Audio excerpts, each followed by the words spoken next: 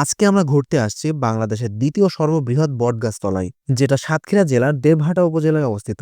এই গাছটা বাংলাদেশের অন্যতম বৃহৎ এবং প্রাচীন গাছ হিসেবে পরিচিত, যেটাকে বনবিবির বটগাছ বলা হয়। এর আয়তন প্রায় 8 বিঘা বা 3.5 একর জমির উপর অবস্থিত, যেটা লিটারেলি হিউজ, আমাদের ধারণার থেকেও বড়। তবে আপনারা একটা জিনিস খেয়াল করে দেখেন যে কতগুলো গাছ মনে হচ্ছে এখানে ওখানে ছড়িয়ে ছিটিয়ে আছে, রাইট? কিন্তু এই পুরো এরিয়ার মধ্যে যে গাছগুলো দেখতে পাচ্ছেন, এই পুরোটা মিলেই একটা বটগাছ।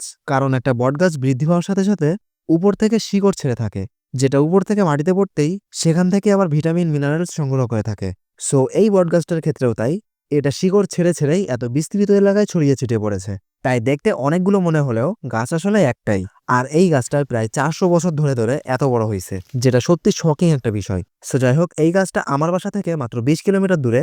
তবু আমি লাইফের ফার্স্ট টাইম এই গাছটা দেখতে আসছি, কারণ ওই যে কথায় আছে মক্কার মানুষ হজ পায় না, সো আমার ক্ষেত্রেও তাই।